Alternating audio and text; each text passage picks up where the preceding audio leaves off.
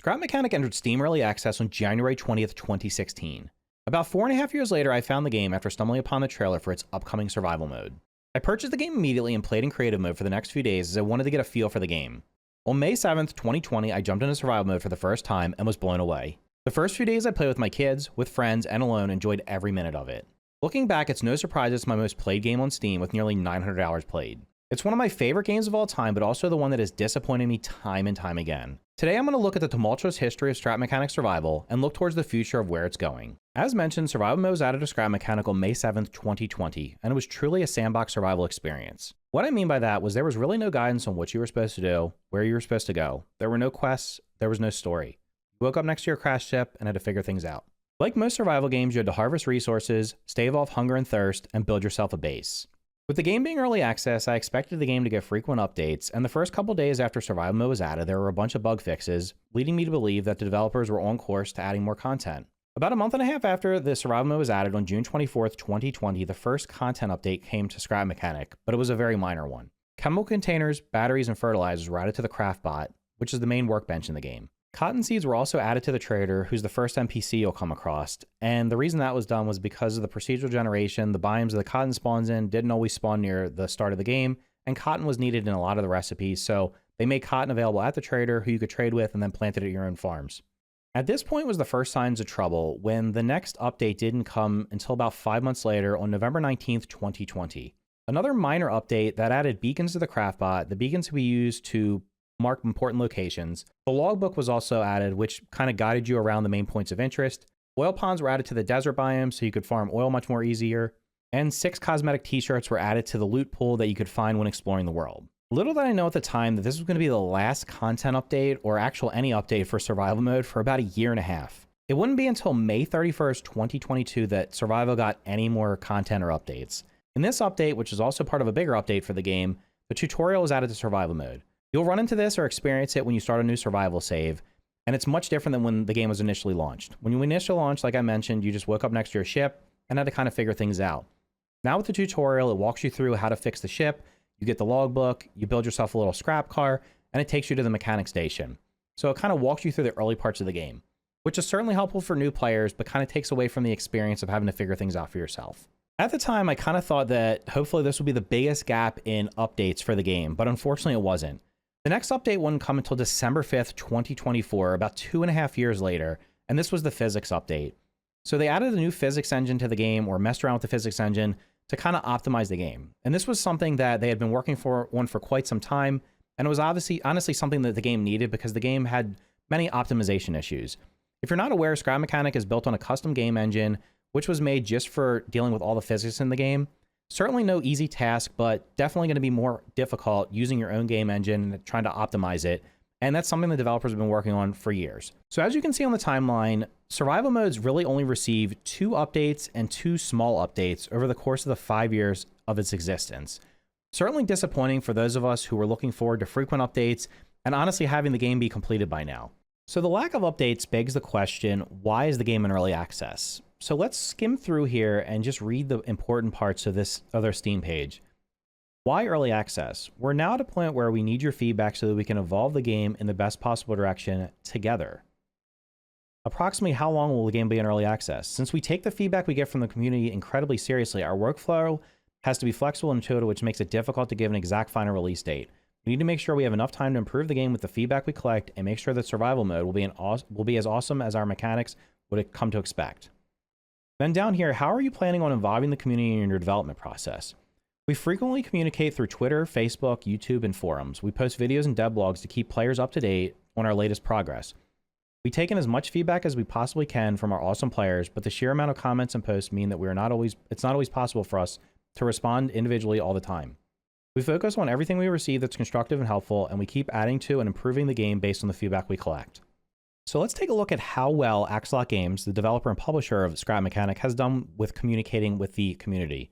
Let's start off with a timeline for the devlogs, which were actually pretty frequent up until the point where survival mode was added. Survival mode again being added in May of 2020. The first devlog following that was not until December 22nd, 2020.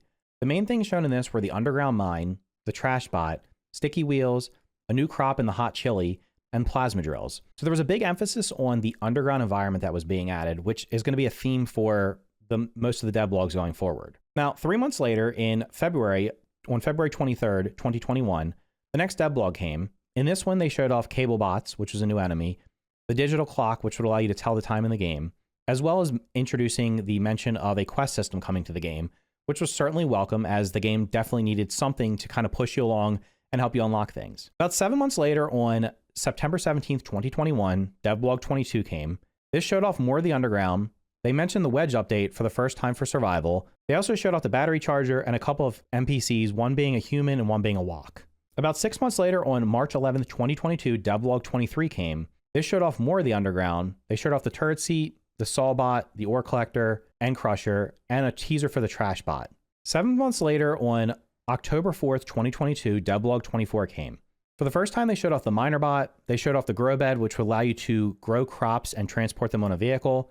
They showed builder quests, which were going to be quests that were going to be out in the world, where you would basically go repair things for people.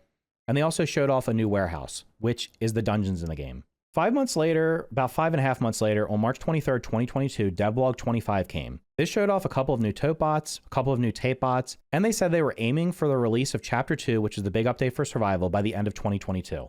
So the communication via devlogs was okay. It wasn't as frequent as I think most of us would have liked, but at least they were posting some things. Unfortunately, that was the last devlog posted. It's been over 3 years. We've not received any new devlogs with any new updates on what they're working on, where things are, or anything like that. So the developers also mentioned they post stuff on Twitter. So what I did was I went and looked through their Twitter timeline, and here's a little chart showing off what their frequency of tweets. And as you can see, the frequency has plummeted year over year. In 2020, for the entire year, they did 42 total tweets. After survival mode was added, they did 26. So the number does look a little higher because it is for all of 2020, but I just kind of wanted to show you the full year. It was half that in 2021 to 21, then it dropped to 16, 13, 6, and now in 2025, we're almost halfway through the year. There's been 0 tweets, no communication from the developers. Also worth pointing out was, again, in that devlog number 25, they said they were aiming for a release of the game by the end of 2022.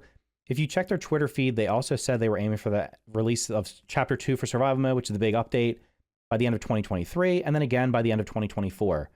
So not only is the communication dropped off, but the promises just keep slipping and the update just hasn't come. So that's the history of scrap mechanic survival. But what does the future hold? Will Chapter 2 ever come? I know there's some that believe that it's just never going to happen, the developers are going to abandon the game. I don't believe that's the case. If you check the updates on the SteamDB page for the game has been getting updated regularly for the past couple of months. They actually just updated all the trailers at the end of April. So there's definitely changes going on. Now, what those changes are, I don't know. Obviously, with no communication in the last couple of months and no devlogs in the last couple of years, it's hard to know where the progress stands with the game. It would be wonderful if the developers, Axolot Games, came out and posted another devlog, were more active on social media, or just basically said anything. I think any of you watching this video obviously want this game to be successful. For me, it's one of my favorite games of all time. It's one of my most played games of all time. Despite the fact that it has very little actual content and you have to make your own content, it's still a game that I would love to dive back into. So I'm still looking forward to the Chapter 2 update. Will it happen this year? Who knows? They've said for the last 3 years it's going to be the year. Will 2025 finally be the year? None of us really know for sure.